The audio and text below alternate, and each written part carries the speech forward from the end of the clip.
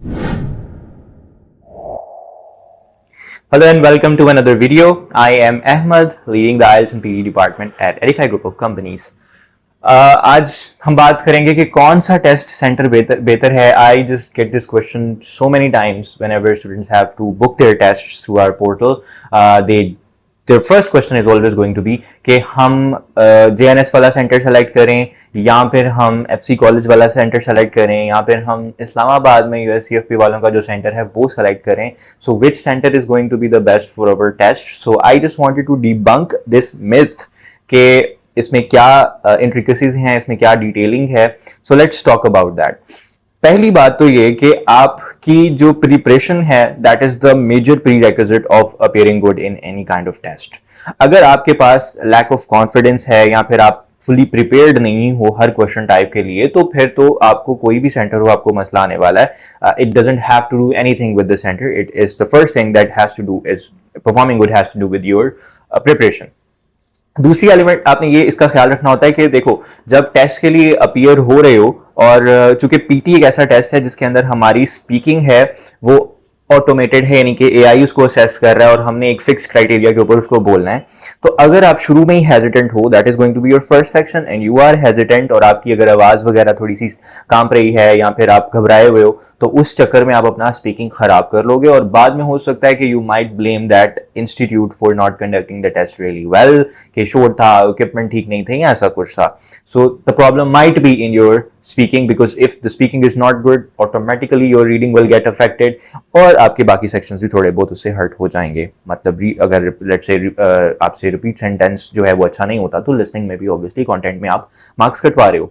तो ये चीजें जो हैं ये prerequisite है, इनका तो आपने सबसे पहले ख्याल रखना है. अब उसके लिए एक good amount of practice is required and sometimes people would ask which is the best time to prepare for it. So I would say that for PT 1 month is a very pertinent time to prepare good to perform really well. आपका जो भी target है let's say 67, 68 या 70 तक है you can even achieve that within 1 month because my students have already done it so you can do it as well. Okay. Now let's move towards the actual thing which test center is better. अब हमने जब prerequisite को side पे रख दिया अब हम आते हैं टेस्ट सेंटर के ऊपर. एक टेस्ट सेंटर को अच्छा या बुरा क्या चीजें बनाती हैं.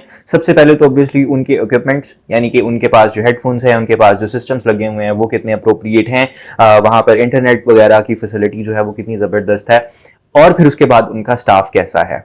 ठीक है, इन बेसिस के ऊपर जो है वो स्टूडेंट्स बहुत ज्यादा कंपेयर कर रहे होते हैं जेएनएस सेंटर को या फिर यूएससीएफपी वालों का जो सेंटर है एफसी कॉलेज के अंदर उसको. अब अगर हम थोड़ा सा एनवायरनमेंट की बात करें तो ऑब्वियसली एक एफसी कॉलेज के अंदर जो ओवरऑल उनका एक टेस्ट सेंटर है जहां पर सारे टेस्ट कंडक्ट होते हैं, आईएल्स भी होता है, जीआरई भी होता है और बाकी TOEFL and also the PT test. Obviously वो एक डेडिकेटेड डिपार्टमेंट है उनका अंदर यूनिवर्सिटी के which is dedicated for the test. ठीक है, अब अगर आप थोड़े से एम्बियंस को कंपेयर करने लग जाओगे तो ऑब्वियसली उसको एक थोड़ी सी प्रेफरेंस मिल जाएगी. बट हमने उसको नहीं कंपेयर करना होता, हमने ये कंपेयर करना होता है कि एग्जाम डे पे जो स्टूडेंट्स का एक्सपीरियंस है वो कैसा है. So I am gonna share a very genuine feedback with you guys. First of all I would say there is not a very big difference between both of these test centers. आपको जो भी date मिल रही है आप उसको opt कर सकते हो.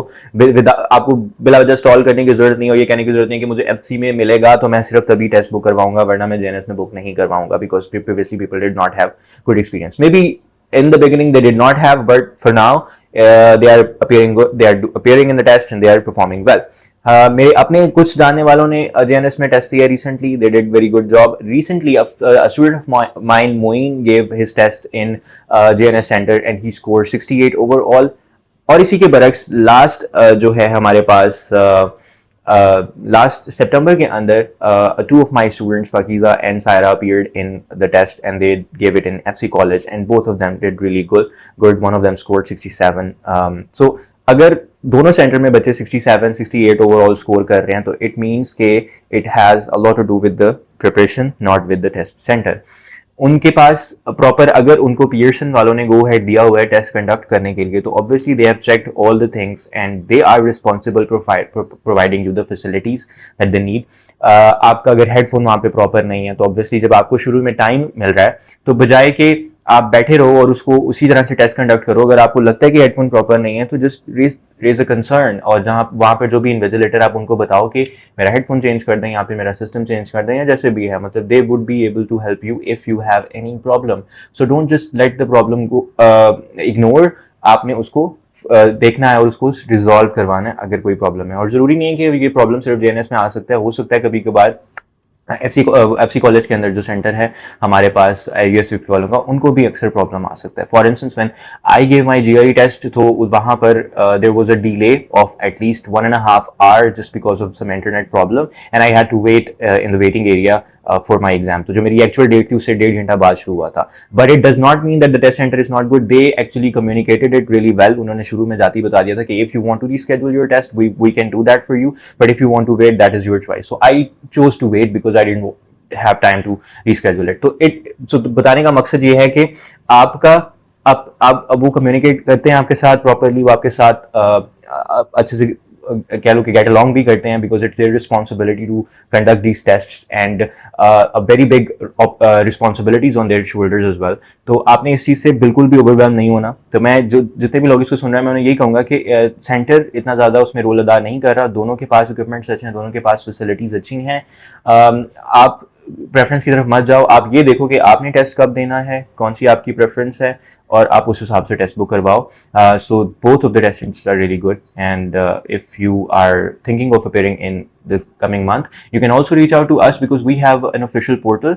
मैं यहाँ पे एक और थोड़ा सा एक चीज़ हाईलाइट करना चाहूँगा कि अक्सर बच्चे क्या करते हैं, थोड़े से पैसे बचाने के लिए कुछ ऐसे इंस्टीट्यूट से या कुछ लोगों से टेस्ट बुक करवाने की कोशिश करते हैं, उन्हें क्लेम करते हैं कि हम आपका टेस्ट कम पैसों में बुक करवा देंगे, और बाद में फिर उनका रिजल्ट नहीं आता या फिर उसके बाद कोई मसला बन जाता है क्योंकि उनके जो बैंक अकाउंट्स होते हैं ऑब्वियसली वो या तो ब्लॉक होते हैं, वो फेक होते हैं, कुछ इस तरह का सिस्टम होता है, तभी वो आपको कह रहे होते हैं। तो that's a total scam. So if you want to book your test either make sure that you are doing it through the right channel। अगर जिनके पास official portal है, for instance Identify group of companies do have an official portal, और हम अगर आपको बताएंगे कि इतने पैसे हैं तो that would directly go to the institute। हमारे पास उसका अपना कोई कट नहीं है, मतलब we don't charge anything to book the tests। So these are some things that you can ask or think about it before actually trying to save your money। don't save it in a way कि वो आपको फायदा ही कोई ना दे, in fact आपको नुकसान कर दे। सो इन चीज़ों का ख्याल रखो अपना टेस्ट बुक करवाते हुए, और टेस्ट सेंटर की फिक्र मत करो, बस प्रिपरेशन पे फोकस करो। Thank you so much for watching the video, I will see you in the next one.